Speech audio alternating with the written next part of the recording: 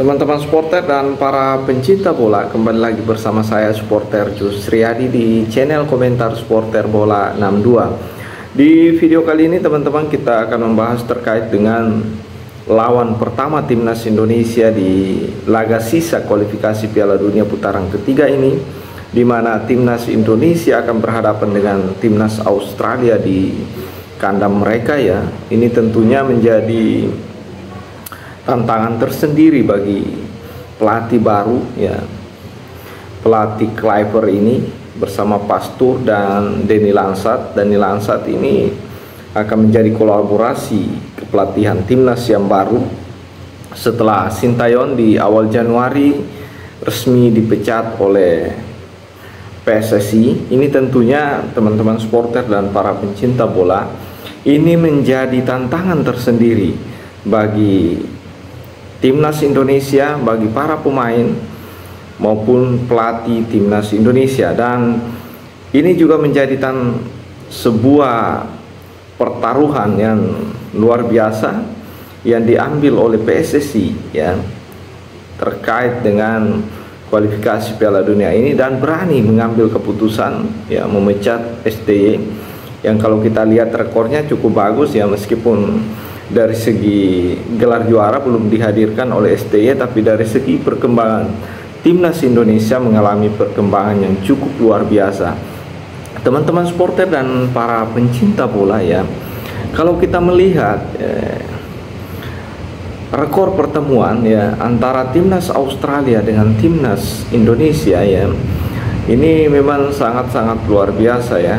Kita sepertinya selalu kalah ya. Kalau kita melihat di tahun 1960-an di Olympic Games kualifikasian AFC, kita kalah 2-0, kita menang ya. Ini yang kemenangan, mungkin kemenangan yang cukup ya, sudah lama sekali ya. Kemudian di tahun 1967 Indonesia kalah di laga persahabatan. Kemudian di tahun 1972 ya, kita juga kalah dari Australia di laga persahabatan dengan skor 4-1. Kemudian di tahun 73 ya, 1973 di kualifikasi Piala Dunia zona Asia, kita juga mengalami kekalahan 2-1. Kemudian di kualifikasi Piala Dunia zona Asia juga di tahun 73 Indonesia harus takluk dengan 6-0 dari Australia ya. Kemudian kalau kita melihat lagi di laga persahabatan di tahun 74, kita juga mengalami kekalahan yang 2-1, dan di laga persahabatan 76 kita berhasil menahan imbang Australia. Kemudian kalau kita lihat di tahun 80-an ya, 1980 kita juga berhasil menahan imbang Australia, dan di tahun 81 kita kalah 2-0.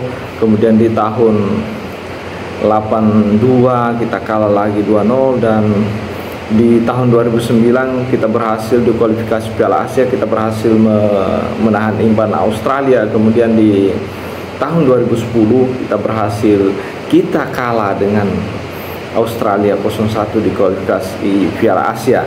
Dan memang di era Sintayong, semenjak Sintayong mengambil alih kepelatihan ini, memang ada tren positif ya.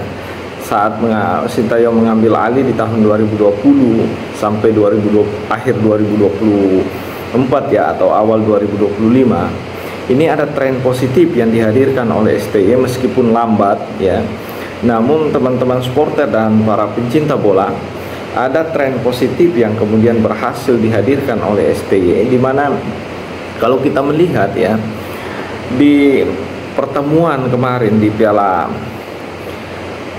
Asia U23 kita berhasil mengalahkan Australia, meskipun ini bukan dalam artian bukan tim senior ya, sementara yang dilatih oleh Kluivert ini, Patrick Kluivert ini ya. Namun di kualifikasi Piala Dunia ya, menariknya Sintayong juga sukses menghadirkan hasil imbang ya di laga pertama di kualifikasi Piala Dunia ya di kandang kita, meskipun kita terseok-seok sebenarnya ya, karena Australia menyerang kita habis-habisan di Gelora Bung Karno. Tentunya kita berhasil menahan imbang Australia ya.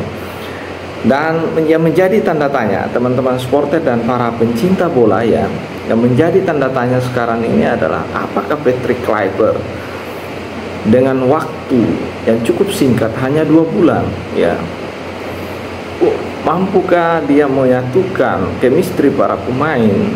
Apalagi pertaruhannya ini cukup luar biasa.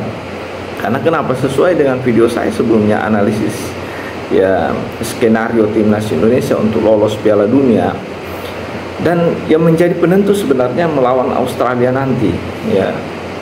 Kenapa saya katakan demikian? Karena poin Australia dengan Indonesia beda 1 poin, sementara Bahrain ya sama nilainya dengan timnas Indonesia. Kemudian di data klasemen itu Arab Saudi juga 6 poin, Cina juga 6 poin. Ini menarik. Ini menjadi pertaruhan bagi Kluivert di laga ya, atau laga perdana Kluivert menangani timnas Indonesia. Apalagi ya, dia akan berhadapan dengan Australia di kandang mereka di Australia. Ini tentunya menjadi tantangan terberat. Karena kalau sampai Indonesia kalah di laga ini ya, teman-teman supporter dan para pencinta bola, ini saya pikir ya memang peluangnya masih ada, karena kita akan menghadapi Bahrain dengan Cina. Tapi target kita kan meloloskan timnas Indonesia di putaran ketiga ini, berusaha meloloskan timnas Indonesia. Kebetulan peluangnya ada ya. Ya, kalau kita ingin menang ya, lolos secara langsung di putaran ketiga ini, maka kuncinya ada pada timnas Australia. Ya, tentunya teman-teman supporter dan para pencinta bola, Kluivert yang sudah menyatakan dalam konferensi persnya, mengatakan bahwasanya dia akan berjuang menghadirkan poin atau membawa pulang 1 poin di kandang Australia. Mungkin Kluivert ini tidak mau terlalu target tinggi, karena ya kalau kita lihat rekam jejak Kluivert ini pernah juga menangani tim-tim atau klub dari Australia. Tentunya dia tahu dari segi kualitas Australia itu seperti apa ya. Apalagi Australia ini kan dari segi pengalaman bermain di Piala Dunia itu selalu menjadi langganan Piala Dunia lewat zona Asia, dan ini tentunya menjadi catatan tersendiri bagi Kluivert. Setidaknya dia hanya menargetkan 1 poin. Tapi ada kabar gembira teman-teman supporter dan para pencinta bola. Ada kabar gembira yang mestinya kita, kalau kita melihat ya, mencoba mencermati pertandingan Australia di kualifikasi Piala Dunia putaran ketiga ini, Australia ini sebenarnya terseok-seok ya. Boleh dikatakan tidak pada performa terbaiknya, dan ini bisa dimanfaatkan oleh Patrick Kluivert bersama Dani Pastow dan Dani Lansat untuk mencoba memanfaatkan situasi yang terjadi pada timnas Australia. Karena kalau kita melihat teman-teman supporter, timnas Australia ini mengalami masalah ya di laga melawan Bahrain misalkan ya, di kandang mereka di kualifikasi Piala Dunia putaran ketiga kalah 1-0 ya di kandang mereka sendiri, dan ini menjadi catatan tersendiri, sehingga Australia ini ya baru mengumpulkan 7 poin meskipun berada di posisi kedua, tapi posisinya belum aman untuk mendampingi Jepang. Ini tentunya bisa dimanfaatkan oleh timnas Indonesia, karena mereka juga ya sebenarnya baru berganti pelatih, dan pelatih baru ini tentunya akan beradaptasi dengan situasi yang ada, dan ini saya yakin timnas Indonesia dengan target Kluivert ini bisa tercapai, bahkan bisa melebihi dari target itu, yaitu membawa 3 poin ke Indonesia untuk mengamankan posisi kedua ya di klasemen sementara. Ini tentunya menjadi pekerjaan berat, namun kita yakin dengan kalau kita tahu ya Patrick Kluivert ini kan bermain menyerang ya, tipe bermainnya mereka menyerang, beda dengan STY, dan saya yakin ketika Indonesia berani bermain menyerang di kandang Australia, bukan tidak mungkin kita bisa menghadirkan 3 poin di kandang Australia ya, dan membawa pulang 3 poin. Ini bisa jadi, karena kalau kita melihat pemain-pemain naturalisasi atau pemain diaspora kita ini menjanjikan sekali tinggal bagaimana Kluivert menata ini pemain ya.